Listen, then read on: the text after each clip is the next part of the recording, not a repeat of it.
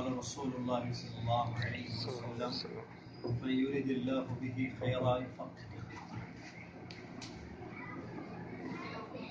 اللہ تبارک و تعالیٰ کا بہت بڑا فضل و کرم ہے کہ اللہ تبارک و تعالیٰ نے ہم لوگوں کو رمضان جیسا یہ عظیم برکتوں، رحمتوں اور اجر کا مہینہ عطا کیا۔ یہ اللہ عز و جل کی بہت بڑی نعمت ہے۔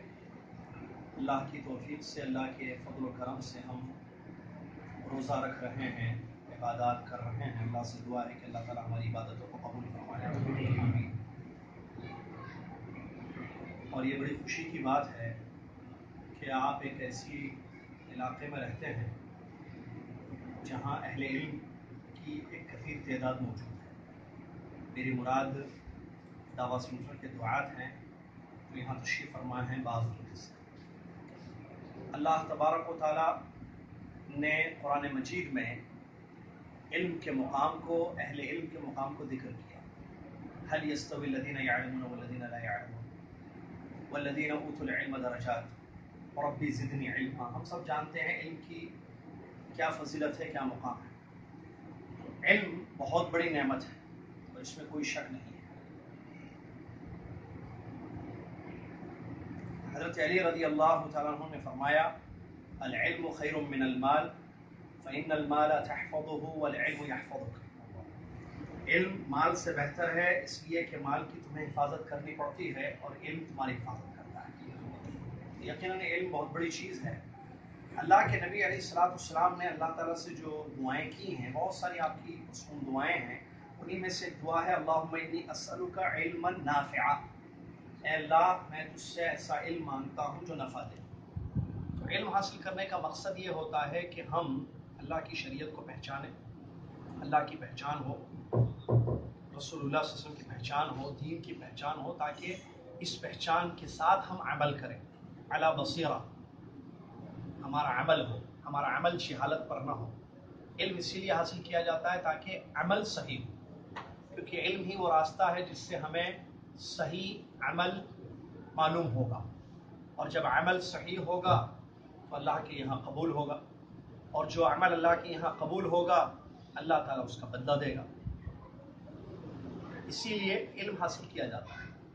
تو علم نافع ہو، ہمارا علم ہمیں نفع پہنچائے، اور علم کا نفع یہ ہے کہ انسان خود اپنے علم پر عمل کرے۔ میں علم حاصل کروں تاکہ اس پر عمل کروں۔ سلف کی بہت ساری مثالیں ہمیں ملتی ہیں، صحابہ رضی اللہ عنہم اجمعین اللہ کا دین سیکھتے تھے، اللہ کے دین کو سمجھتے تھے اور اس پر عمل کرتے تھے۔ قرآن سنتے تھے نبی علیہ الصلوۃ والسلام سے، قرآن کو سمجھتے تھے نبی صلی اللہ علیہ وسلم سے، اس کے بعد عمل کرتے تھے، اور اس کے بعد اگلا حصہ یا آگے اور علم حاصل کرتے تھے۔ تو علم کے ساتھ عمل ان کی زندگی میں رہا۔ ہمارے پاس علم ہے، عمل کہاں ہے؟ ہمارا علم ہمیں نفع کیوں نہیں پہنچا رہا ہے؟ قابل غور بات ہے۔ ہم جانتے ہیں، دین بہت سارا جانتے ہیں، علم ہے ہمارے پاس، لیکن کیا اس علم پر ہمارا عمل ہو رہا ہے؟ اس علم پر ہم عمل کر رہے ہیں یا نہیں؟ تو علم نافع یہ بہت ضروری ہے، علم نفع دے ہمیں، اور اس کا نفع یہ ہے کہ ہم اس پر عمل کریں ایک، اور دوسرا اس علم کو لوگوں میں پھیلائیں۔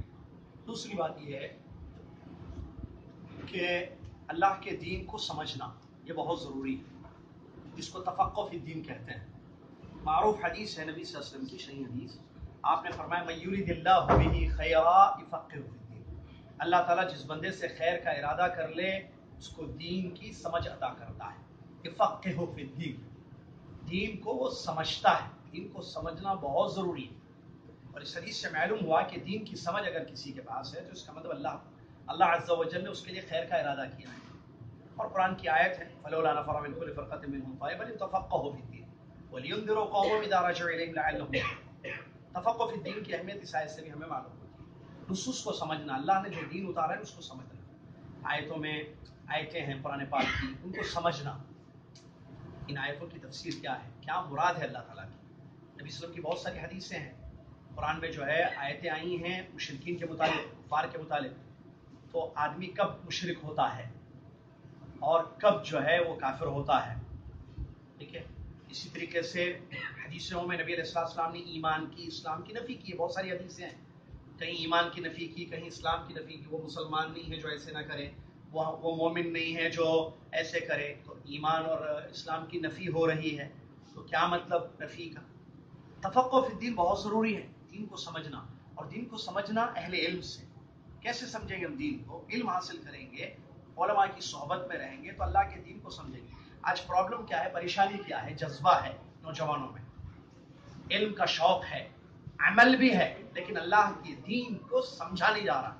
خوارج کے اسباب جو اسباب علماء نے ذکر کیے ہیں، جو خوارج وجود میں آئے، ان کے اندر جذبہ بہت تھا۔ آپ دیکھیں، رغبت تھی، جذبہ تھا، تفقہ فی الدین کی کمی تھی، جو اہل علم نے اسباب میں سے ذکر کیا ہے۔ وہ دین سے خارج ہو گئے، نکل گئے، اور وعید نبی علیہ السلام نے حدیثوں میں سنائی ہے جو ان پر فٹ آتی ہے۔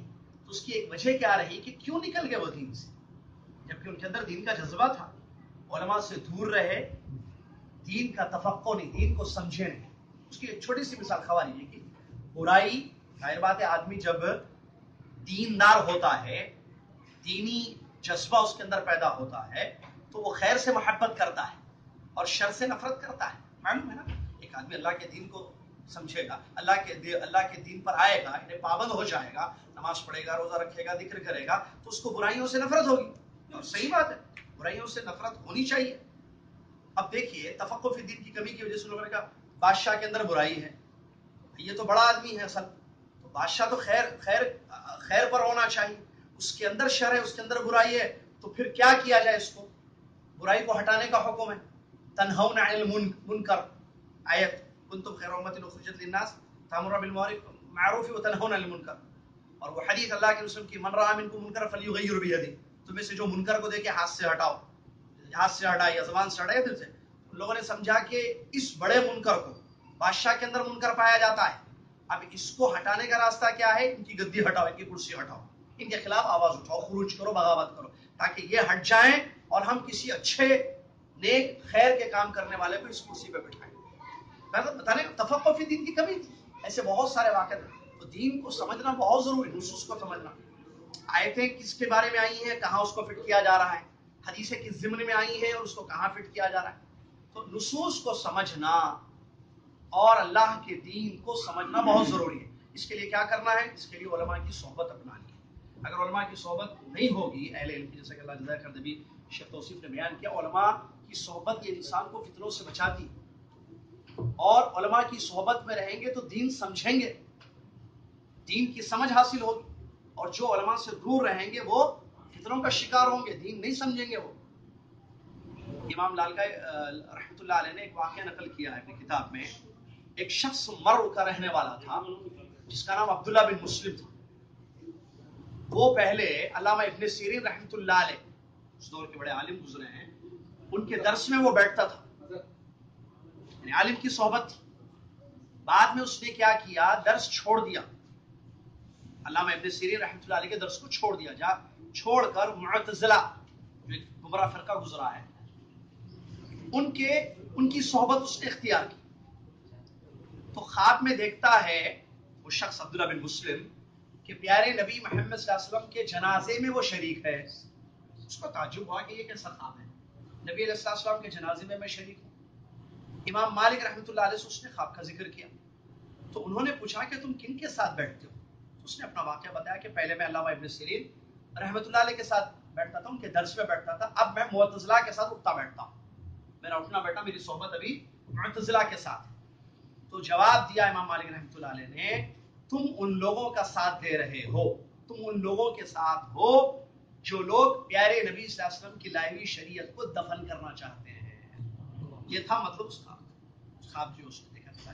تو اس میں کوئی شک نہیں ہے، اہل علم سے دور ہونا یا علماء کی صحبت نہیں ہونا، انسان کو اس سے نقصان ہی نقصان ہوتا ہے۔ اللہ کے نبی علیہ السلام نے اس حدیث میں ذکر کیا، جس حدیث میں علماء کے اٹھ جانے کا ذکر، علم کے ختم ہو جانے کا ذکر کیا، تو وہاں فرمایا کہ جب علماء ختم ہو جائیں گے، اتخذ الناس رؤوسا جہالا فضلوا واضلوا، تو علماء نے اس حدیث کی تشریح میں بتایا ہے علماء اور علم سے ہمیشہ فائدہ ہوتا ہے، جتنا نقصان ہوا ہے وہ جہالت سے ہوا ہے، خود جاہل کو نقصان اور اس کی صحبت میں رہنے والوں کو نقصان۔ لہٰذا گزارش یہ ہے آپ سے، میرے لیے بھی نصیحت، ہم اہل علم کی قدر کریں۔ ماشاءاللہ میں عام طور پر جدہ میں بھی لوگوں سے کہتا ہوں، بھائی جبیل ایک ایسا شہر ہے جہاں اللہ تعالیٰ نے بہت سارے علماء کو جمع کر دیا ہے، یہاں پر علماء کی صحبت میں رہیے، اپنے صحیح علم حاصل کیجیے، اللہ کے دین کو سمجھنے کی کوشش کیجیے اور عمل کیجیے. ایک آخری سی چھوٹی سی نصیحت اپنے لیے، آپ کے لیے. یہ مہینہ خیر کا مہینہ چل رہا ہے. اللہ تعالیٰ نے وعدے کیے ہیں، اللہ تعالیٰ نے وعدے کیے ہیں اس میں، اور اللہ تعالیٰ کے وعدے پر ہم کو یقین ہونا چاہیے. آدمی دنیا میں امید پر بہت سارا کام کرتا ہے. آدمی دنیا میں امید پر، پتہ چلا کسی جگہ اگر زمین لے لی جائے تو امید یہ ہے کہ آئندہ اس کا ریٹ اچھا آئے گا. کسی جگہ اگر کرائے پر کوئی چیز لے لی جائے تو امید یہ ہے کہ اس سے بہت زیادہ فائدہ ہوگا. تو امید پر انسان بہت دنیا میں کام کرتا ہے، پیسہ لگاتا ہے، قربانی دیتا ہے، اولاد کو اسکولوں میں ڈالتا ہے. امید پر بہت کچھ ہوتا ہے. ہمارا وہ دین ہے، شریعت، رمضان کے مہینے میں ہم ہیں. اللہ تعالیٰ کے وعدے ہیں اس میں، دعائیں قبول کرنا، جنت دینا، جہنم سے گردنوں کو آزاد کرنا. اور اس پہ امید نہیں، یقین ہے ہم کو. تو یقین ادھر ہے، ہم امید پر کام کرتے ہیں. تو یقین پر کیسے کام ہمارا عمل ہونا چاہیے؟ جہاں یقین ہے کہ جو عمل کرے گا فمن يعمل مثقال ذرة خيرا يره فمن ثقلت موازینه فهو في عيشة راضية. یہ سب یقینی امر ہے. تو یقین جب ہے تو اس پر اور زیادہ عمل ہمارا ہونا چاہیے. یہ مہینہ عمل کرنے کا مہینہ، محنت کرنے کا مہینہ ہے. اللہ تعالیٰ سے دعا ہے اللہ تعالیٰ ہم سب کو زیادہ سے زیادہ اس ماہ مبارک کو غنیمت سمجھتے ہوئے عبادتوں میں محنت کرنے کی توفیق عطا فرمائے. اللہ ہمارے دل میں شیخ